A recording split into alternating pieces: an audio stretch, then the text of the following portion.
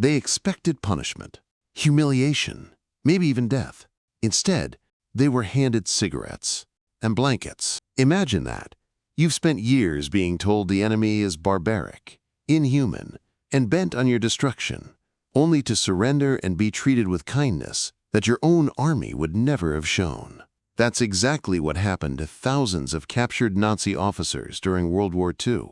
And the shock on their faces wasn't just disbelief. It was the beginning of something far deeper. Many of these men had been raised under a regime that glorified cruelty and dehumanized compassion. From the very start of their training, they were taught that mercy was weakness, that pity was un-German, and that prisoners of war were less than human. The Gestapo's shadow loomed over every rank. Even a trace of sympathy toward the enemy could brand a man as a traitor. So when these soldiers finally found themselves in American hands, their minds were still wired to expect brutality, because that's what they would have done in the same position. But when the Americans approached them, there was no shouting, no kicking, no blood. Instead, the guards offered them food, cigarettes, and warm blankets. At first, the German officers refused, suspecting a trick. How could an enemy, one they'd bombed, insulted, and slaughtered, be capable of generosity? It didn't fit the worldview drilled into them by years of propaganda. Nazi indoctrination had painted the Americans as savages, a mongrel race that would torture them without mercy. Yet here they were, treated not as monsters, but as men. This moment of shock was more than emotional. It was psychological collapse. Some officers tried to rationalize it. Perhaps it was propaganda, a staged act to deceive them. Others were angry at the kindness itself. To them, compassion was humiliation, proof of defeat. But a few, quietly, privately, felt the first cracks forming in the mental armor that Nazism had built. Because when you've lived inside a lie long enough, kindness can feel like violence to the system that sustained you. One German officer later wrote in his diary that when he was captured in 1944, he expected a bullet. Instead, an American soldier offered him a cigarette, lit it for him, and said, "You look like you could use this." He described that moment as more disorienting than the battle itself. In a single gesture, his entire moral compass spun out of control. "They treated us better than our own officers ever did," he wrote. It was impossible to hate them after that. At many of the American-run POW camps, especially those in the United States, the conditions were almost absurdly humane by wartime standards. Prisoners were given meals similar to what American troops ate, sometimes even better, due to supply chain differences. They had clean bunks, access to medical care, and in some cases even sports and music programs. It was a world away from the brutal detention camps the Nazis had created across Europe, and the reason behind it wasn't just mercy, it was strategy. See, the Americans understood something Machiavellian about human nature, even if they never called it that. When you treat a defeated enemy with unexpected dignity, you don't just conquer his body, you conquer his mind. Every act of kindness became a weapon of psychological warfare. It dismantled Nazi propaganda from the inside, forcing German soldiers to question everything they had believed. The same men who once shouted about Aryan superiority were now sleeping in warm beds because of the people they were told were subhuman. That contradiction ate at them. In one camp in Texas, a group of captured officers were seen standing silently for hours, staring at the American flag as it fluttered above the compound. One guard said, "They looked haunted, as if they were trying to understand what kind of country treated its enemies like guests." Some prisoners even asked to stay in the United States after the war ended, terrified of returning to a Germany they no longer recognized or believed in. But let's rewind for a second, because it's easy to forget how shocking this truly was in the context of that era. War in Europe had been brutal beyond comprehension. Civilians were slaughtered, cities burned, and compassion was a forgotten word. On the Eastern Front, surrender almost guaranteed torture or death. Even among the Allies, prisoners weren't always treated well. Mistreatment happened on all sides. And yet, the Americans made a deliberate decision to be the opposite of what the Nazis were, to show power through restraint. This didn't mean they were soft. American soldiers still fought with deadly precision. But once the battle was over, The shift was immediate. A soldier who might have shot at you an hour ago was now sharing his rations. That moral contrast hit the Germans like a thunderbolt. Because it wasn't just mercy, it was moral dominance. And deep down, the captured officers could feel it. The more humane the Americans were, the more monstrous their own regime appeared by comparison. It's no wonder that many German POWs later became some of the most pro-American voices in post-war Germany. The seeds of that transformation were planted in those very camps, with every blanket handed out, every cigarette offered, every meal shared. These gestures carried a message louder than any speech. Strength doesn't need cruelty. It was a silent rebuke to everything the Nazi ideology stood for. Still, not all prisoners reacted the same way. Some remained defiant, clinging desperately to the ideology that had already crumbled around them. They organized secret cells inside the camps, punishing anyone who dared to express admiration for the Americans. There were even cases where Nazi loyalists murdered fellow prisoners who seemed too soft. The psychological battle didn't end with surrender, it simply moved behind barbed wire. But here's the fascinating part. Even in those moments, the Americans rarely retaliated with equal brutality. They simply separated the extremists, isolated the troublemakers, and continued running the camps by their own code. Slowly, inevitably, that patience broke the last remnants of fanaticism. If you step back and think about it, this entire episode is one of the most overlooked psychological victories of the Second World War. Because defeating an army is one thing, but making that army question its own moral foundation, that's another level of power entirely. And maybe that's why, years later, when many of these former Nazi officers returned home, they became living contradictions. They had seen the truth with their own eyes, that the people they were told were uncivilized were, in fact, more civilized than the world they came from. Some went on to rebuild Germany's new democratic institutions, quietly inspired by the fairness and discipline they'd witnessed in captivity. Others spent their lives haunted by the realization that they'd fought for the wrong side, not just militarily, but morally. There's a strange, almost poetic justice in that, isn't there? That the ultimate revenge against an ideology of hatred wasn't vengeance, but humanity. And the weapon that broke it wasn't a bomb or a bullet, but a blanket and a cigarette. Because kindness, when given to someone who least deserves it, is often the hardest thing to survive. The shock didn't wear off quickly. For many captured officers, it gnawed at them in the quiet hours, when the gunfire was gone, when all that was left was the sound of crickets, or the hum of an American Jeep outside the fence. It was then that the realization sank in. They were alive because the enemy had chosen mercy, and that choice carried a kind of power they'd never been taught to understand. Some officers started watching their captors closely, studying them like students. They couldn't comprehend how discipline and compassion could exist together. They'd been told democracy created chaos, that freedom made men weak. Yet in front of them stood soldiers who were calm, efficient, confident, and somehow unafraid to be kind. It was unsettling. One German lieutenant said later that the Americans carried their authority lightly, as if they didn't need to prove it. That was something no Nazi ever understood. Inside the camps, strange scenes unfolded. Imagine a group of former Nazi officers, men who once commanded hundreds, now sitting around a wooden table, being offered coffee by American guards. Conversations started awkwardly, through broken English and gestures. But over time, a quiet curiosity replaced the fear. They began asking questions about baseball, about jazz, about why so many Americans came from different backgrounds but fought under one flag. It was as if they'd stepped into another world, one that didn't fit the propaganda posters they'd grown up with. One of the most striking things the Americans did was allow POWs to organize classes and discussions. They gave them books, yes, even German literature, even philosophy. The Red Cross brought in supplies, paper, musical instruments. Some camps even had orchestras and theater groups. A few Germans thought this was psychological manipulation, but most eventually realized it wasn't manipulation, it was trust.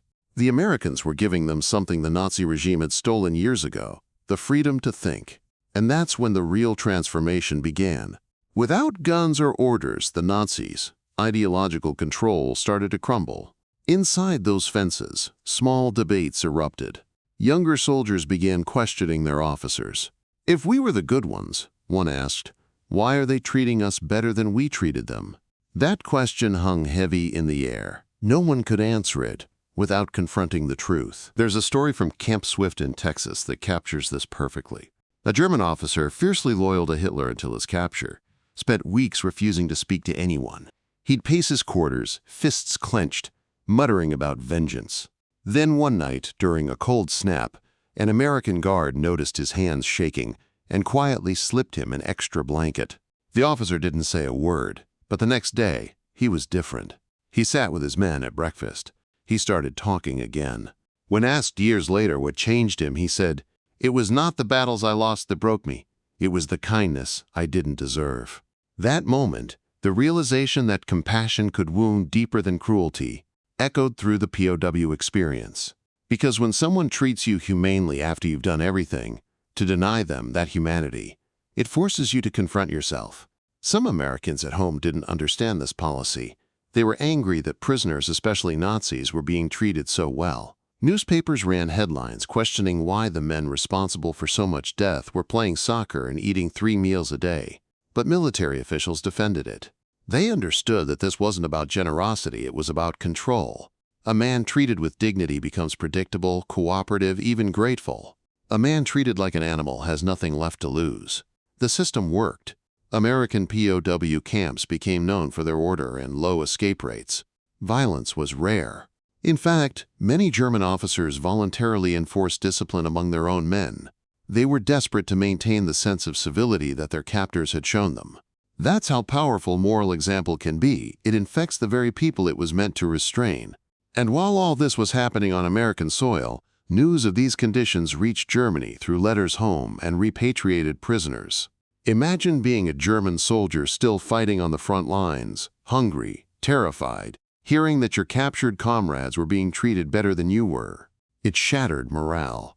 Some surrendered intentionally, waving white cloths and shouting, "Don't shoot, Amerikaner!" They knew captivity under the Americans meant safety, maybe even respect. By 1945, as the war drew to a close, millions of German POWs had passed through Allied hands.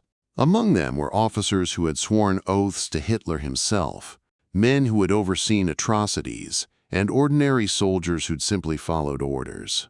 For many, captivity became a moral mirror. Some saw their reflection and turned away. Others, for the first time, looked honestly. There was one officer, a veteran of the Eastern Front, who confessed to a chaplain in a U.S. camp, "I fought Russians like animals because I was told they were animals. Now I am treated like a man by those I was told were animals. Who, then, are the barbarians?" That question, quietly asked, carried more force than any sermon or tribunal ever could. But beneath all this reflection was another layer, one of cultural fascination. The German prisoners couldn't stop marveling at the differences in how Americans lived, even in war. They noticed the casual way enlisted men spoke to officers, the humor, the small freedoms that seemed to exist everywhere. They'd never seen power handled that way, without fear, without constant hierarchy. It made them realize that what they'd called order in Germany was really just terror in disguise. And while not every man changed, some hearts were too hardened to be reached. Many did. You can trace the roots of post-war German democracy back to those very POW camps. Because when those men went home, they carried with them a new idea of leadership, a quiet belief that strength could come from fairness, not domination. There's an irony in all of this that history rarely mentions. The Allies rebuilt Germany, not just with money or infrastructure, but with example. The moral contrast was so profound that even prisoners couldn't deny it. In time, that contrast would become the foundation of a completely different nation. So when those Nazi officers were given cigarettes and blankets, it wasn't just an act of mercy, it was the opening move in a much larger psychological campaign. A war not for territory, but for the conscience of the defeated. And in that war, America didn't just win, they conquered hearts without firing another shot. But there's still more to this story. Because the most surprising reactions didn't come from the Germans who changed, but from the ones who didn't. The ones who refused to believe what their eyes saw and what that says about the terrifying power of ideology itself. There were some men who would not bend, not even after months of fair treatment, warm meals, and quiet decency. They clung to the Reich like a ghost they refused to bury, convinced that every kindness was a trap. To them, the cigarettes were poisoned, the blankets a trick, the politeness a weapon. You could see it in their eyes. The dull, defiant stare of men who would rather die than admit they'd been wrong. These were the hardliners, the loyalists, the officers who still whispered Heil Hitler under their breath at night. They organized secret meetings behind barracks, wrote coded letters, and punished anyone who spoke too freely to the Americans. To them, surrender didn't mean the war was over. It only meant it had changed shape. Inside their minds, they were still fighting, not for victory, but to protect the illusion of righteousness. One American sergeant described them as men chained to ghosts. He said that no matter how many blankets you gave them, they were always cold. Because that cold wasn't in their bodies, it was in their beliefs. They'd built their entire identity around being superior. So when their captors treated them as equals, it shattered something fundamental. Equality felt like humiliation. Inside certain compounds, the ideological battles were fierce. Some German officers tried to create a Fourth Reich in exile, keeping discipline, saluting invisible flags, and enforcing Nazi rules. They even held mock trials for those who questioned the regime, labeling them traitors. A few men were found, beaten or dead, executed, not by the Americans, but by their fellow prisoners for daring to doubt Hitler. The Americans faced a dilemma. They could crush these groups by force, but doing so would only feed the myth of oppression. So they chose something far more subtle. They separated the extremists, isolated them in special camps, and then flooded the others with freedom. They let the moderates debate, argue, and think. Slowly, over months, those conversations began to dissolve the old loyalties. Not through violence, but through exposure to an idea that the Nazis had worked so hard to erase: choice. Freedom, once given, is hard to unlearn. It's interesting how fragile conviction becomes when it's forced to coexist with comfort. When men who once starved others now eat 3 meals a day. When those who burned books now spend evenings reading them. Many of these officers had spent years defending tyranny under the illusion of honor. But honor doesn't survive long when you realize the men you called inferior are treating you with more humanity than your own leaders ever did. Letters from POWs that survived censorship reveal fascinating shifts. Some began writing home not about revenge or glory, but about confusion. One letter found later in an archive read, "The Americans do not hate us. I do not understand this. They are organized but free. They command but without shouting. It is as if they fight war without losing themselves." Those letters worried the Nazi high command. They ordered new propaganda campaigns, telling the families back home that Americans were liars, that the kindness was fake, that the prisoners were brainwashed. But deep down, those stories couldn't compete with what the captured men were living every day. The truth doesn't need propaganda. It reveals itself in the way people treat you when they don't have to. The irony is, this approach, this moral judo, was more devastating to Nazi ideology than any bomb. Because cruelty depends on dehumanization. Once you restore humanity to the enemy, the entire structure of hate collapses. There was an incident at a camp in Colorado that historians often overlook. A high-ranking German officer, once a brutal commander on the Eastern Front, was known for his arrogance. He refused to work, refused to salute the American flag, and often insulted the guards. One morning, he fell ill with pneumonia. An American medic spent 3 nights by his bed, keeping him alive. When he recovered, witnesses say the officer broke down. He asked the medic why he had done it. Why save the life of an enemy? The medic simply said, "Because it's my job, sir." That "sir" did more damage than any weapon could. It stripped away the false hierarchy that Nazism depended on. To be called sir by the man you considered lesser and mean it sincerely, forced a reckoning. Moments like that happened all across America's POW network.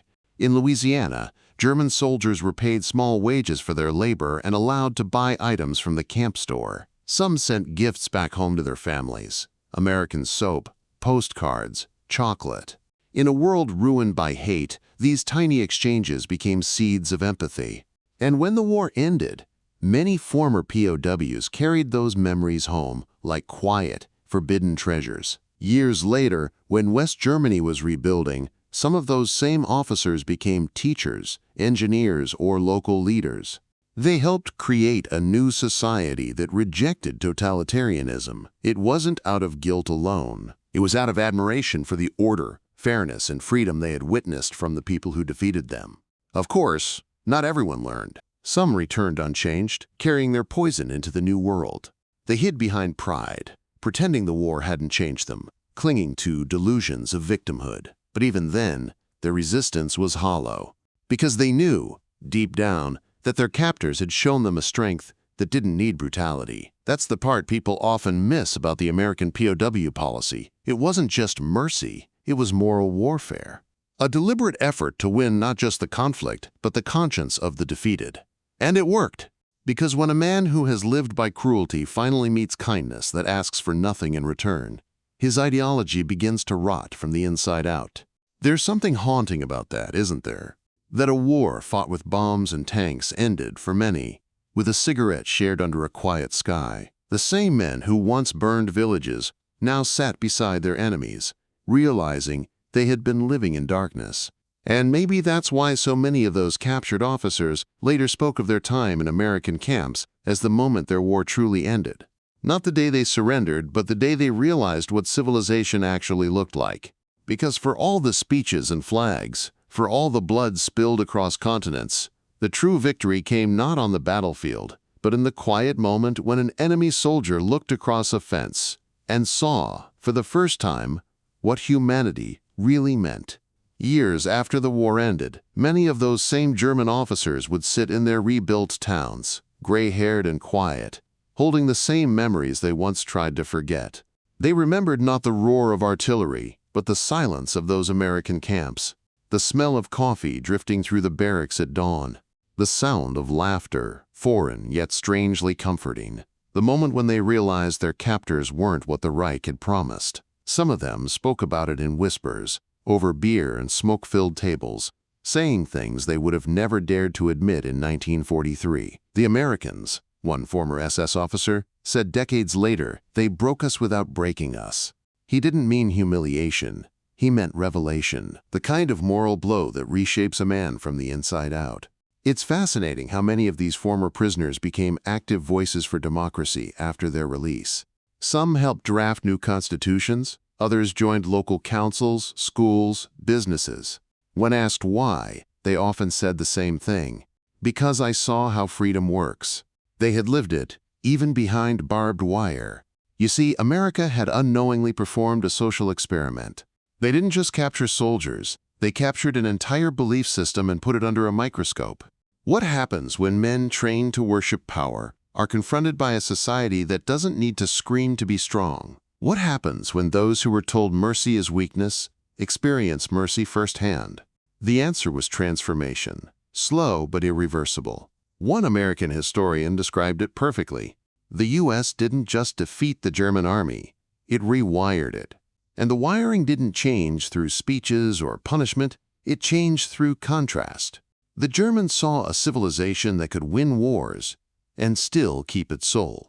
That realization burned away much of the arrogance that Nazism had built. And yet, there's a deeper layer that makes this story so compelling. These moments of mercy weren't just about strategy. They were about reclaiming humanity in a world that had nearly lost it. Every cigarette, every blanket, every kind word handed across enemy lines was a quiet rebellion against the darkness of the time. It was proof that civilization hadn't completely drowned in hatred. Think about what that meant to the younger prisoners, the 18 or 19-year-old Germans who had been drafted straight out of school. Many had never questioned what they were told. They'd been raised in a world where obedience was survival and compassion was a sin. For them, American captivity was like stepping into another dimension. They watched black and white soldiers eat together, something unimaginable in Nazi Germany. They saw officers and privates joke around without fear. They saw ordinary men who weren't afraid to show decency, and that vision planted doubts that no ideology could erase. After the war, sociologists interviewed thousands of returning POWs. The results were astonishing. Those who had been held in America showed markedly less sympathy for Nazi ideals than those imprisoned in Europe or the Soviet Union. They were more supportive of democracy, more open-minded, more willing to cooperate with the Allies during Reconstruction. The experience of being treated as human beings by the very enemy they were told was inhuman had fundamentally reshaped their worldview. Of course, the story wasn't pure idealism. There were also contradictions. There were still guards who mocked prisoners, still moments of tension, still the raw pain of men realizing the world they fought for was gone forever. Some couldn't handle that loss. They retreated into silence, ashamed to face the families they left behind. A few even took their own lives after repatriation, unable to reconcile who they were with who they'd become. But even in those tragedies, there's a kind of truth. When people are shown a better way of living, not everyone can handle it. Some are liberated by it. Others are crushed. The same sunlight that melts wax can harden clay. Still, the broader outcome was undeniable.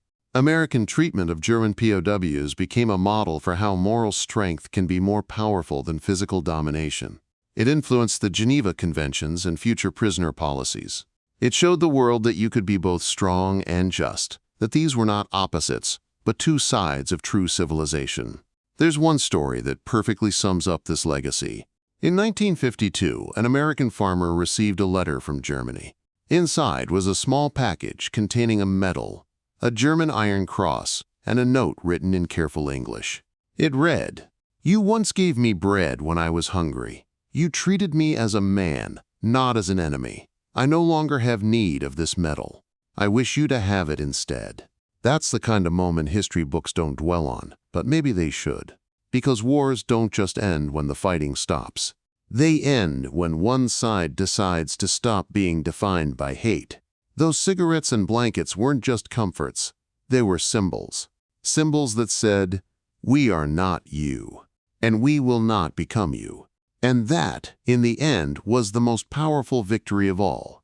Not the kind measured in land or casualties, but in conscience. The quiet, invisible victory that rewrote the minds of men who once believed mercy was weakness.